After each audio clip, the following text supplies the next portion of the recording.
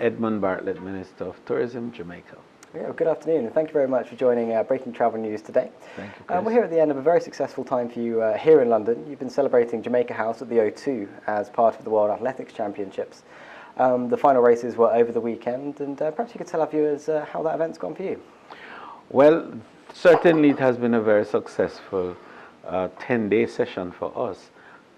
Tourism had the opportunity of interfacing with our partners who included sports personalities and sports organizations. So the mix for us was very, very strong, and the outcome has been very positive indeed.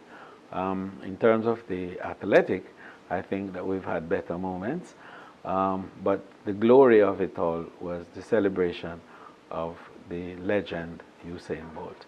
And I think that the performance on the weekend paled in comparison to the power of the man and the presence that he's had on the global scene for the last 10 to 15 years. Certainly, Usain Bolt will go down as easily the most significant athlete of the century. And he's been a fantastic ambassador with you for a number of years. As you say, you were here in the Olympics, having Jamaica House there as well, the World Athletics in Berlin.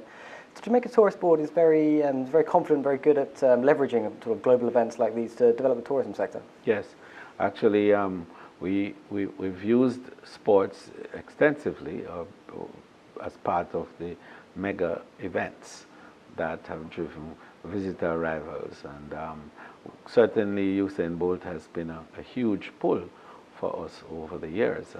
We've also used entertainment and music.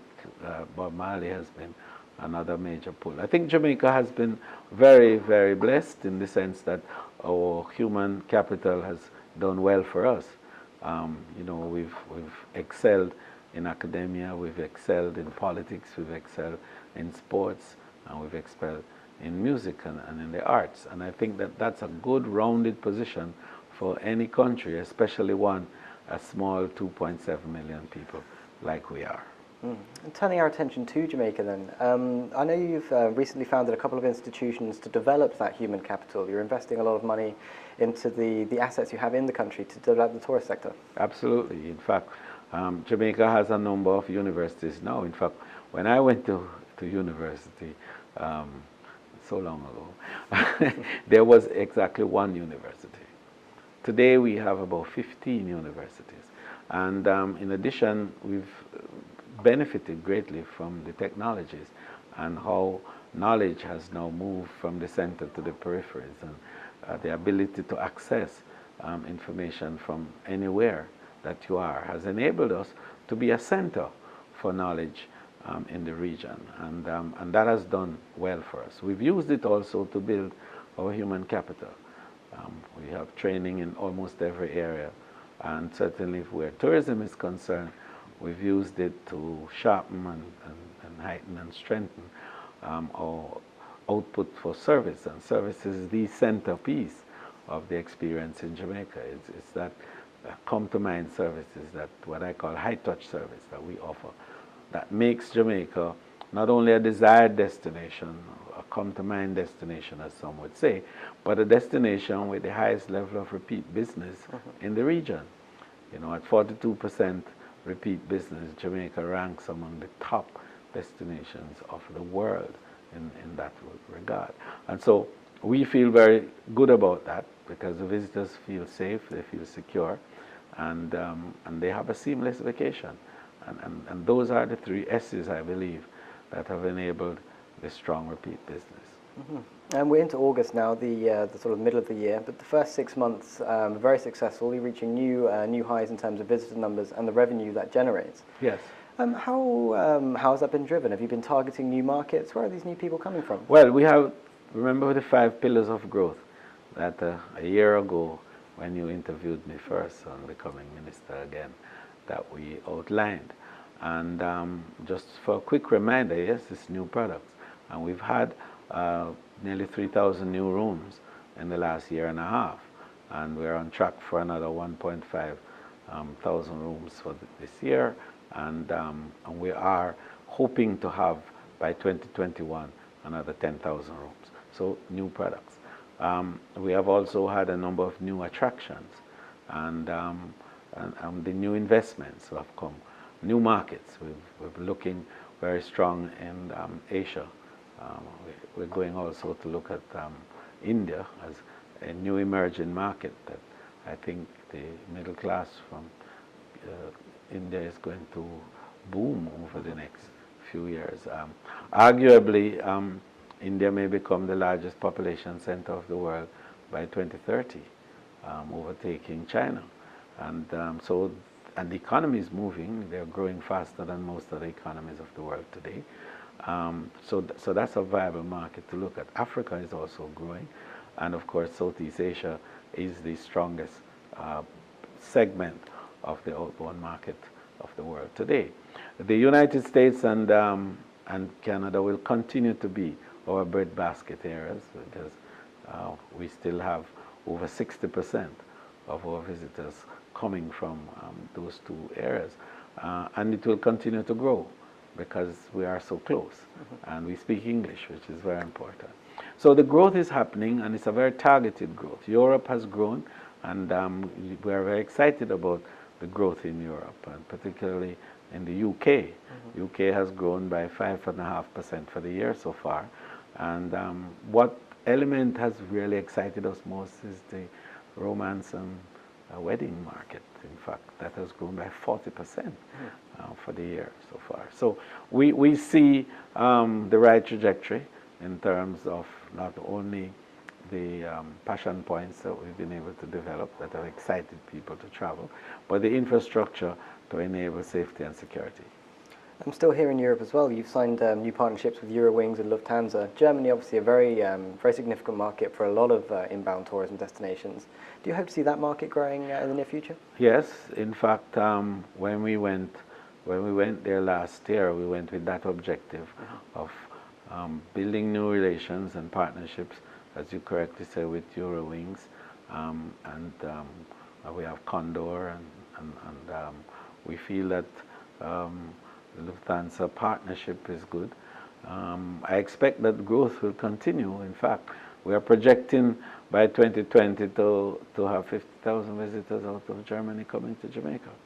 But we also want investment in hotels. And TUI is a big partner, as you know, and they have been very aggressive in helping to build accommodation capacity in Jamaica. And we see Germany being a new entrant into that market. Just skipping back slightly, you mentioned guests from China, from Southeast Asia. One thing I was interested to find more about was the multi-stop trips you're offering with other destinations in the Caribbean. Yes. I know you're working there to give people more opportunities once they're in the region. Yes, it's a new architecture that we're crafting in the northern Caribbean area, where the larger countries are getting together to provide collaborative approaches that will bring a larger volume of visitors into the region. And to build the infrastructure for this is very important. The smaller territories within the Caribbean do have a problem in terms of scale, but we think that Jamaica, Cuba, Dom-Rep, and Mexico are very key as a starting point for that multi-destination approach. And we have already had meetings. In fact, we have signed a memorandum of agreement. Cuba and Jamaica have completed that. Mexico and ourselves have the document ready for signature now. And we expect to do that in China at the General Assembly of the UNWTO next month. And Dom-Rep and ourselves also have document waiting for signature. So when that comes together, we believe that it will offer our airline partners a real opportunity for careful routing and for also our tour operators to look at how can they not just market a single destination, but they can offer a customer value proposition that enables long-haul traffic to bring multiple experiences to their vacation time. Mm-hmm. And you have the UNWTO coming to Jamaica as well in November. You've been working very hard on events that's going to be a red letter day for tourism in the Caribbean. Oh yes. Can you bring us up to date with how that's going? And that's one really a big and exciting endeavor. I just today concluded with the World Travel and Tourism Council, WTTC, full partnership in this conference. And having done that, what we would have achieved is perhaps the first truly total conference that any tourism entity, country, organization would have ever put together on the globe. This is a conference now which has the private sector, the full public sector, that is all the ministers, the financial institutions of the world that provide investment funding for tourism and other industries, the universities that have to deal with the academic side, and the NGOs that deal with social development within the community. So what we have is a truly integrative approach to sustainability and to sustainable development. And it is correct that this confluence of interest, ideas, and competence should come together at this time, because tourism is indeed the largest and most lucrative industry on earth. And it provides 10% of global GDP. 1 in 10 workers of the world works in tourism. Over 30% of trading services related to tourism. And in our region, the figures are even more sharp, in that 1 in 5 workers of the Caribbean is involved in tourism. And over 53% of the GDP of 16 of the 28 countries in the Caribbean is directly related to tourism. You know, and so we have to, in Jamaica's case, 54% of our foreign exchange generated every year is tourism. So we have to look at how is it that we can make tourism provide A, more jobs, B, more inclusive growth, so that all elements, all segments of our population can find a place in tourism and can earn and can have a better standard of living and a higher quality of life. And so this conference is going to look at how tourism can become the real driver of growth across the globe in a more meaningful way, not just providing general jobs, but what the ILO calls good jobs, decent work, and not work on a seasonal basis, but work all year round. And so these are very important discussion points that will dominate the conference, and we're expecting to have nearly 1,000 delegates from across 157 countries. And it will be a defining moment, I believe, for the industry, because in addition to everything else, we expect to have a document that will come out of the conference, which will be called the Declaration of Montego Bay. And that will be a blueprint for sustainability and for development strategies for the future. Okay, it was some very interesting points, and we look forward to seeing you in Jamaica later in the year. Look forward to seeing you too. Thank you and all the world, please. They go to the UNWTO website, and you could register now, because 50 countries have already registered. So it's time for you. Yeah, thank you very much. Good.